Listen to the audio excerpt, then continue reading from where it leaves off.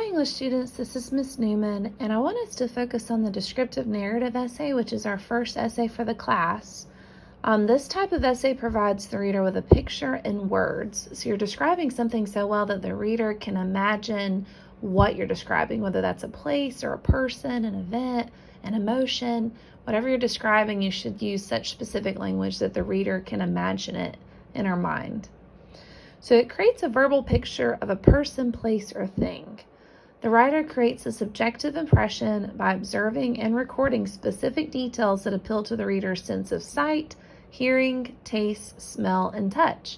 So the more sensory details you include, the easier it will be to imagine what you're describing. The descriptive essay requires colorful details to support the writing. So instead of just saying the beach is beautiful, describe the glitter of the waves underneath the sun and the sound of the seagulls above us and the salty breeze hitting our cheeks. And so essentially describe it to the point where the reader knows that it's beautiful without you having to just say it was beautiful. So the more detailed, the better. Please let me know if you have any questions or concerns. So you're essentially telling a story using descriptive language. Your rough draft is due Wednesday, June 8th by midnight.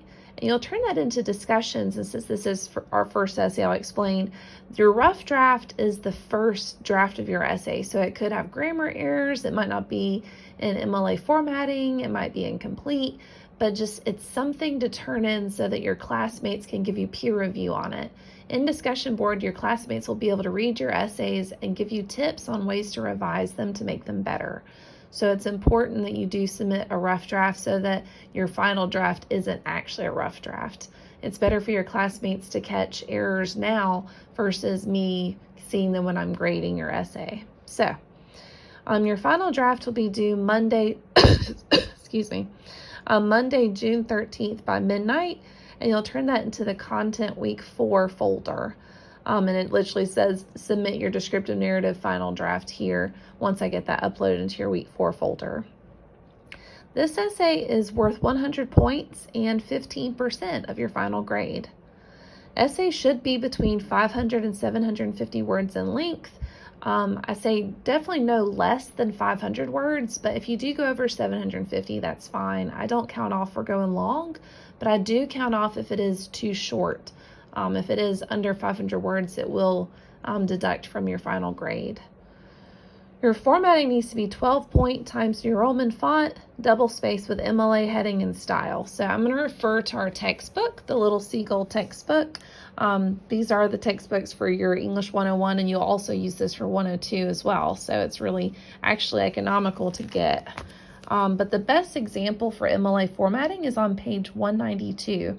You can use this as a guide for formatting all of your essays, but notice you'll start off with your name, then my name, then the class, and then the date that it's due. Then you'll center your title and start typing your paragraphs, indenting each paragraph by clicking tab. Also notice you'll need a page number and your last name in the upper right-hand corner for MLA formatting.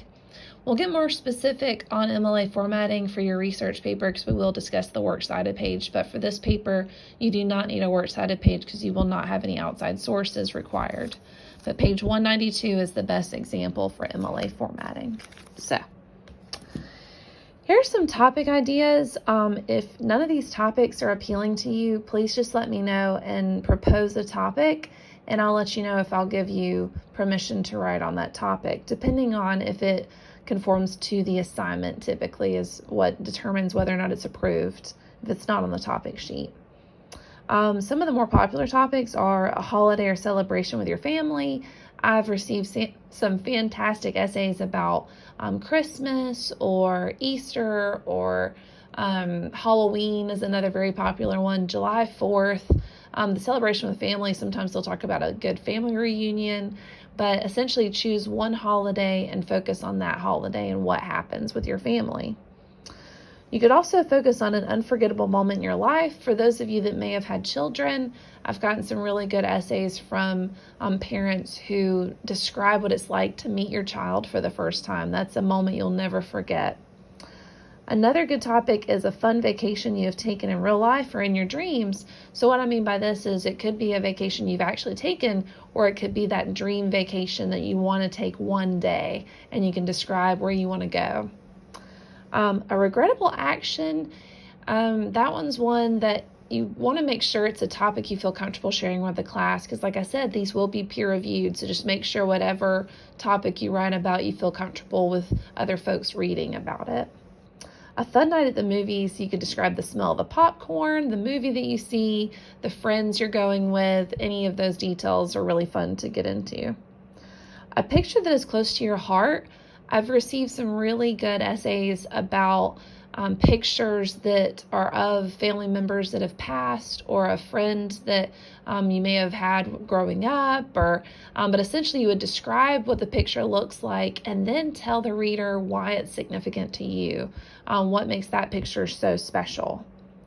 Notice there is a final draft late submission rule, so just make sure you turn the final draft in on time and you won't have any deductions for your essay.